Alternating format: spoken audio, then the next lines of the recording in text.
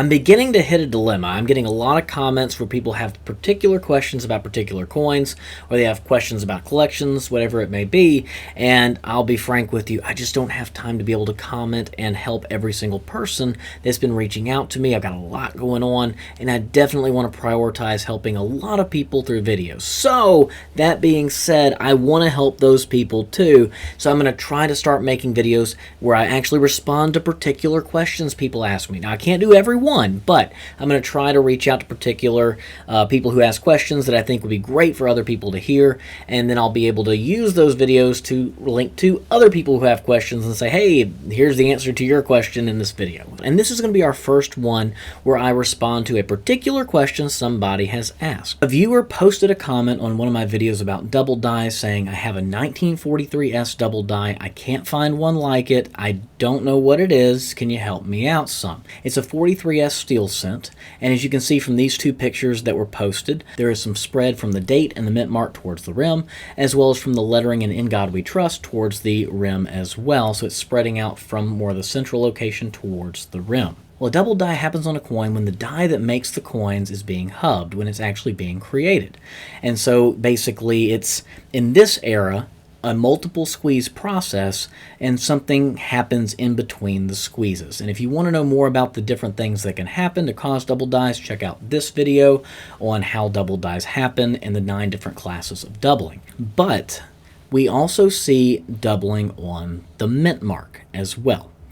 Now, when you see doubling on a mint marks weren't put on the coins at the same time that it's hubbed. After the die was hubbed, putting the design of the coin on there, it would be a blank mint mark area. And then at the Philadelphia Mint, they would put a mint mark on the coin, whether it be Denver or San Francisco, if it was going to one of those 2 branch mints. Now, sometimes Philadelphia Mint employees would re-punch the mint mark. They would mess up and have a secondary punch on the mint mark, and that's where you get RPMs. Sometimes they're wildly out there, and sometimes they're really small, minor splits. Sometimes you do get a really wild spread. Now, when we look at this particular coin, there's a wild spread not only in the doubling on the numbers, but also on the mint mark. But notice something about the doubling on the date and the doubling on the mint mark. They're about the same size and in the same direction towards the rim of the coin. Now, this isn't a definitive tip that it's not a double die, but it is a good indication to start you in the direction to thinking this might not be a double die, because these two things happen in very different times in the minting process. Doubling happens during the hubbing process when the die is made, and the mint mark repunching would happen when a mint employee hand punches the mint mark onto a finished die. So, them having the same type spread in the same direction and the same size is a strong indication that this is not actually a double die. The doubling you see is kind of like a flat shelf coming off of the numbers and off of the mint mark, kind of spreading off of it. A double die is not just a spreading of those numbers and letters, it's a completely separate letter or number or whatever it may be, whatever feature it is on the coin, seen in these 2 double die obverse cents from 1972 and 1971, used with permission of coppercoins.com. Thank you so much, Copper Coins, for letting us use these awesome images of wonderful double dies. It's literally a separate feature from the process of the hub contacting the die in 2 different ways when it's being hubbed. I think we're seeing 2 different things between the letters of In God We Trust as opposed to what's going on with the date and the mint mark. You see, I'm not 100% sure exactly what's going on with In God We Trust. It could be a couple of things here. First of all, the coin has been replated, it appears. 1943 steel cents are notorious for deterioration, and the zinc layer just wears off. It happens to even gorgeous coins and holders. Trust me, they deteriorate very easily. And a lot of times people have reprocessed them in the past to make them look nice and shiny again and restore them to their former glory. However, it's not original surfaces, and this appears to be a coin that does not have original surfaces to me just from the overall look of the coin. That being the case, it could be a little bit of filling in of the gaps between the rim and the lettering where some of the plating of whatever material it was, nickel, zinc, whatever it may be, is kind of caked up there. But I don't think that's actually what's going on there. We do see a portion of the rim that looks like it's a little bit flatter there, so it could be that some of the rim has worn down a little bit and gotten a little closer, but I think it's most likely a little bit of a third situation, which which is a little bit of deterioration doubling, where basically the die over a lot of time, it gets used, it gets worn, and some of the outer portions of the letters, the extremities of the die, tend to kind of wash out towards the rim with the metal movement of the die itself as it's being worn down. Die deterioration doubling is a thing, and it does kind of spread out towards the rim, and that's why on really late die state coins, you see it to where the lettering just looks kind of like it kind of fans out into the rim and just touches it. It's a very common thing in later die states of most every coin. But the date's a different story. The date does have some pretty strong doubling. You can't deny that you see something going on with that date and that mint mark. What's going on that particular part of the coin is what's called machine doubling. Machine doubling happens during the strike of the coin, not when the die is being made,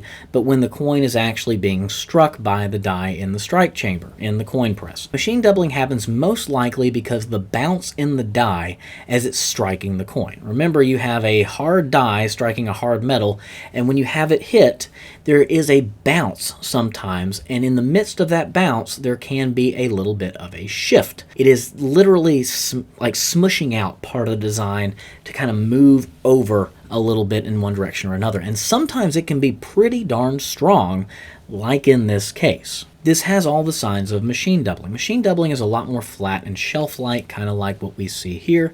It is kind of a spreading off of the design of the coin instead of it being a separate impression of the feature that you're looking for, and a second and separate impression of the feature. 1943 cents tend to get machine doubling quite a bit. I don't know exactly why. I'm guessing it might be the metal, but it is something you see quite a bit. And there's a third thing that leads me to the conclusion of machine doubling. We see this most on the mint mark, but it's also present on the date, but it's a little bit harder to notice on the date than it is on the mint mark. On the mint mark, notice that doubling is larger than the original mint mark. A repunched mint mark would be the same size as the original mint mark because it's literally just a mint mark being punched twice, and that's it. So you should have the same size and shape, although it might appear in different ways depending on where it hits and how it's covered up by the second one. It should be the same size and shape. But this one's bigger. You can notice from the spread that it is substantially larger and it covers a bigger area than the original mint mark, meaning this is definitely not a repunched mint mark. It's definitely machine doubling. The same is true of the 3, but it's a little bit tougher to see on that particular part of the coin, but it is present. I do get the question quite often when I tell somebody something is machine doubling of how much is machine doubling worth? And unfortunately, it's gotten a nickname in the hobby of worthless doubling because it is.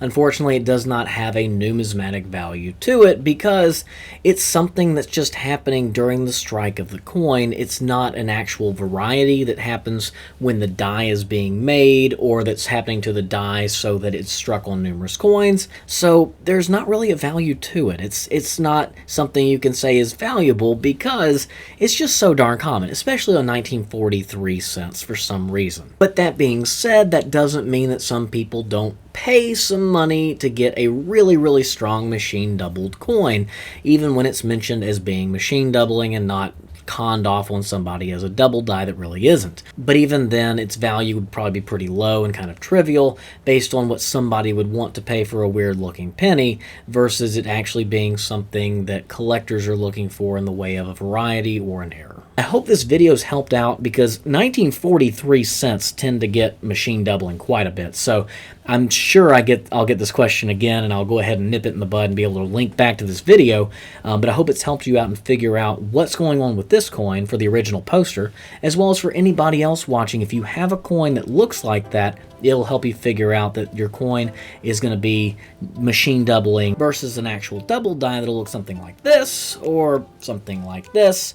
Or if you want to see more types of doubling and all the kind of stuff that actually is a double die, check out this video right here so you can see all 9 different classes of doubling and how it presents itself in strong examples on different known double die coins. Thanks for watching the video. I hope it's helped you out, and if it has, I would greatly appreciate a like. And if you want to see more videos like this where I answer people's question about whether your coin is a double die or whatever it may be sure to hit the subscribe and notifications buttons below so you'll be notified when I post new content. Thanks for watching the video, and good luck in your journey learning to distinguish machine doubling, deterioration doubling, and a genuine double die, because it is pretty difficult as you're getting started and just learning.